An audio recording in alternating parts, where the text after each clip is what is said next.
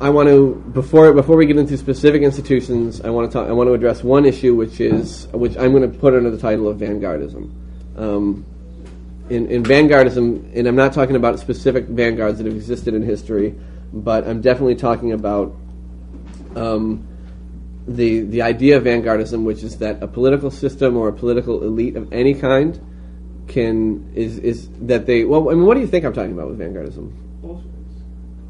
Well, yeah, but I don't mean the specific one, but like the type of activity that they engage in. Just like professional revolutionaries trying to coordinate a revolution of stupid masses is kind of the... Okay, exactly. I couldn't have said it better myself. Actually, that's what we're concerned with. It isn't that they're going to become the future. That it's guaranteed that they're going to become the future rulers, but that alone isn't the problem. The problem is that they're going to direct the course of the revolution. And they're going to do it from a formal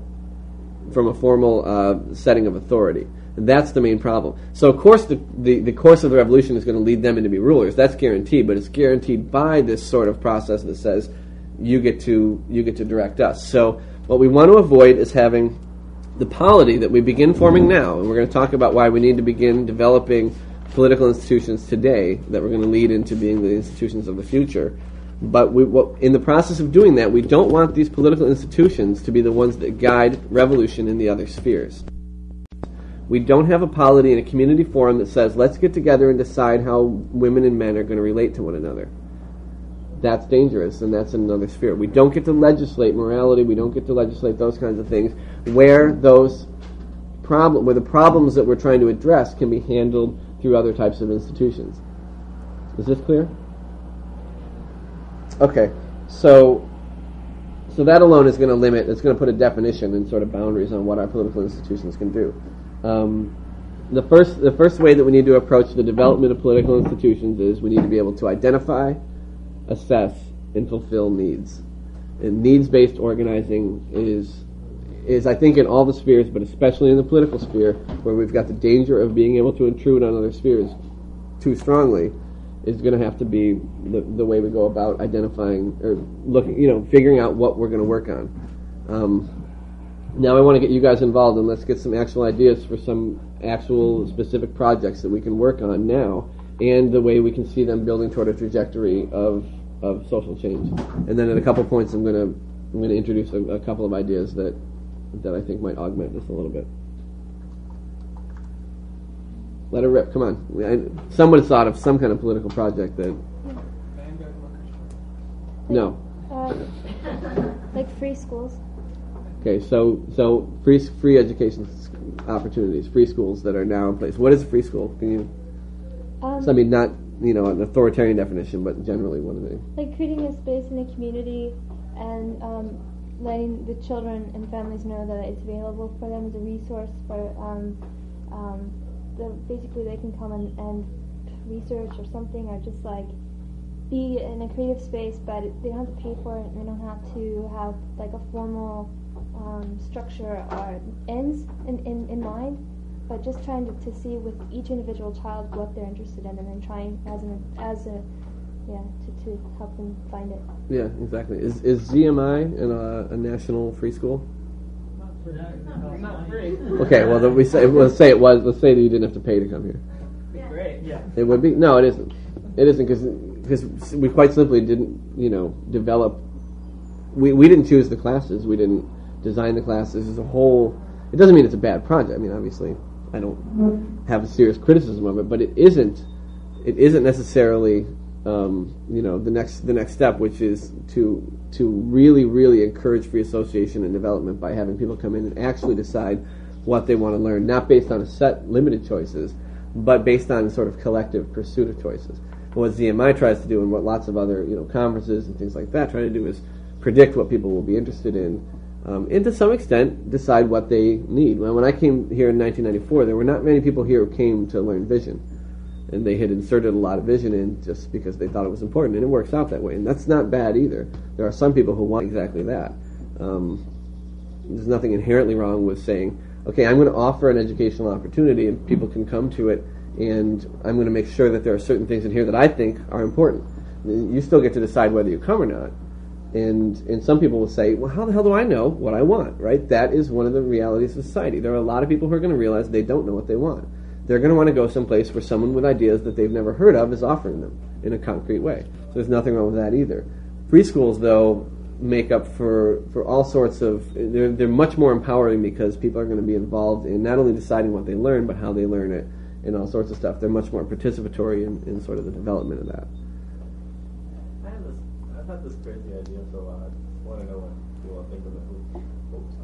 What if we got our own 911? So, you're talking about your heroic police that don't do anything, out of the black. But, imagine in the ghetto if you could call activists to come and resolve a domestic dispute instead of having the cops come and fuck everything up. You know what's crazy about that? When I was at the Democratic Convention, there was a right-wing Christian who was yelling at all the anarchists and saying, "Who do you call when you want the police? You don't call your local anarchists, do you?" And then we said, hey, we should create the anarchists hotline for people who are in trouble. I don't know. And that would be good in countering people's idea that anarchists are so... Because we could make it explicitly anarchist at the same time. Become cops, and that would really suck. Yeah, I mean, well, if communities do this, if ideologies do this, I think that's just plain bizarre. But if community, right, but a community needs to be able to say, like, we need this social contract thing, right? I don't get to call an anarchist and say, come on down and handle this thing when the person that I need handled or the person that's offending me or doing whatever, violating me, has no idea what's coming, right? I mean, it's almost better in the society way we have it. You know who's going to come if someone calls the cops, right? And you at least have, we can at least say, well, what did you expect would happen? I don't like to say that, but I mean, you can make an argument for it. It's the social contract idea. Now, if I call the anarchist police, they're going to come and they're going to force some kind of conflict resolution on this person. But in a community setting, I don't think it's a bad idea. I just wouldn't want it to be like, well, anarchists are going to have one, the Marxist-Leninists are going to have one. Right now, because I don't want that. I don't want the Marxist-Leninist version of this coming to adjudicate a dispute between me and someone who's, hassling me or trying to break into my house or something. I don't know. And there's no jurisdiction either. I mean, that's a good way to get people on your bad side is to have anarchists in the house with swords. Yeah, right. Well, who calls who do we be? Because that would be conflict resolution. Well, I mean, there's already kind of some examples of that. I mean, I think it would be just like going back to what we were talking about before. I mean, communities would do that within the community, and so it wouldn't be calling someone from the outside or whatever Right. specific ideology. And I think like the young lords and stuff used to patrol their own, or like not patrolling because we wouldn't do that, but I mean, it's the sense of, and that would be kind of an interesting youth empowerment thing too, is if the youth could be also involved in that care and resolution thing, because I think that that might be another thing that we should think about as far as like structure is why is 911 like cops or ambulance, like couldn't that be the same thing?